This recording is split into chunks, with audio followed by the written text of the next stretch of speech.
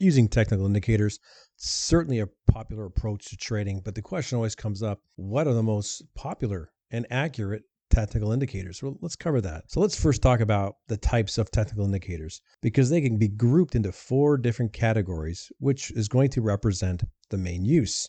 When you understand these different types of indicators and how to use them, that can help you select the best one for whatever strategy you're trading. And then you combine various indicators from different strategies, you can potentially improve the results that you're getting. So here you can see we've got 4 categories: trend indicators, oscillators, volume indicators, and volatility indicators. So let's look at a few of the commonly used ones. The first one, moving averages. It's just an average of the closing prices over a certain period of time. They can be used to identify trends and potential entry and exit points.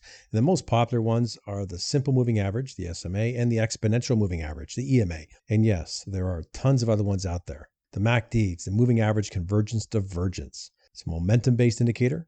It can help you identify trend reversals, breakouts, momentum. It's pretty decent. I like that one. The RSI is an oscillator that measures the strength of an instrument's price movement and can also help you identify potential overbought and oversold conditions. The last one, Bollinger Bands. They're just volatility bands. They're placed around a moving average, usually a 20 period. And these can help you identify when the price is either in consolidation or when volatility is increasing.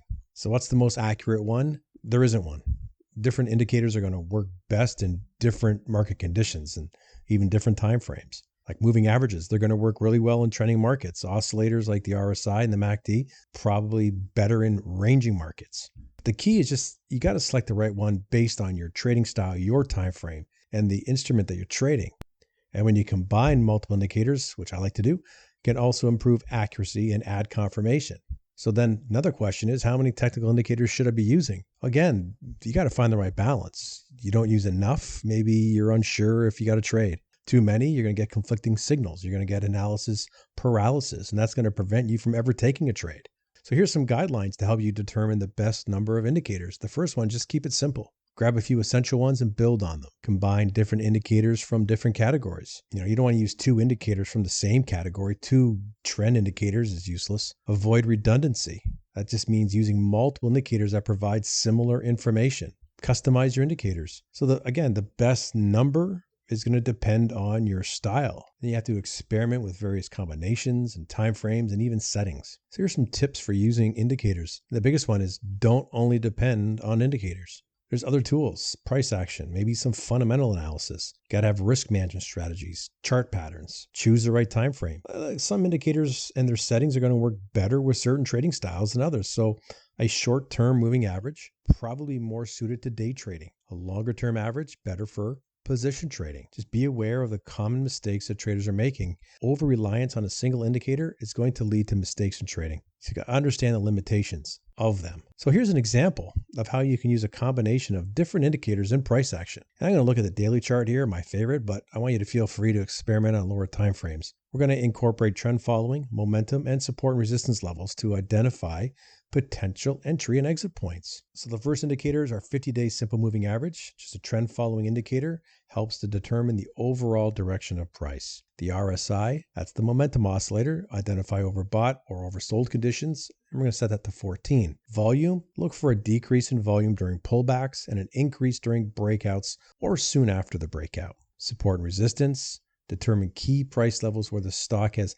historically faced buying or selling pressure. And some candlestick patterns, chart patterns, just reversal patterns to identify.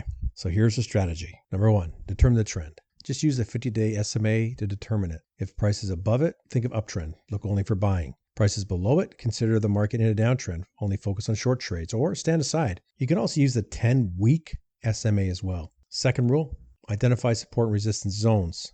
Analyze a chart. These can act as potential areas, launching pads for your trades. Use the RSI, that's number 3, to find overbought or oversold. We're going to monitor the RSI to identify potential overbought. We're going to be looking for anything greater than 50 all the way to 70 and above, or oversold, the RSI, anything less than 50 to 30 to 20. In an uptrend, look for buying opportunities when the RSI drops below 30, starts to rise. In a downtrend, look for trades when the RSI is above 70 and begins to decline. And hover around these 2 ranges, they're fine as well. Analyze volume. So confirm the strength of the breakouts or reversals by looking at the volume.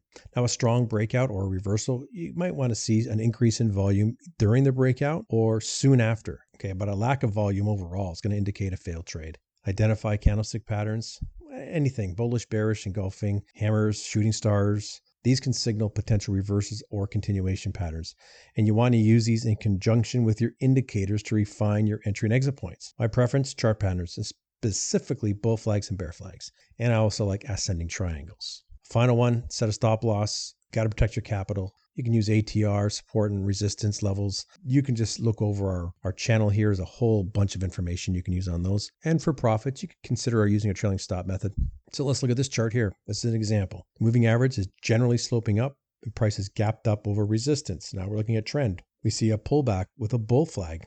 And where does it pull back into? The zone of the simple moving average and a former resistance zone over to the left on low volume. Price gets held up and we notice the RSI is around the 35 area. This is a territory for oversold. Price forms another gap up, briefly consolidates. We see a tiny reversal candle poked below the gap candlestick. Entry is simply off a break of the downsloping trend line that forms with the bull flag. Very simple. Stop loss under the swing low that forms at the reversal. There's a bunch of different ways to take your profits. You can scale out at the first resistance zone, which is the swing high prior to the pullback. And you can use a trailing stop under the 50 SMA. So we combine several indicators for this strategy from 4 different categories. And when you take them in context, we have a pretty good setup for a buy trade. The rest is how the market's going to react and how we manage a trade. Now, this video is not about a strategy, but it shows you how you can use various indicators in a strategy. And it's a very simple strategy. So selecting the best indicators for your strategy, that's important. When you understand the different types of indicators, you can actually build a robust trading strategy that's going to suit you and your style. Make sure you combine different indicators from different categories. That's going to help you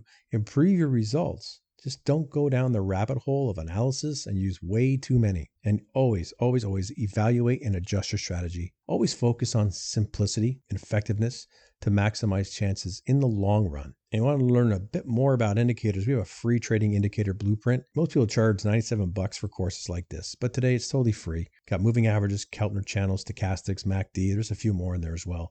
Link is to the left or down below in the description. I hope you download it. Thanks for watching.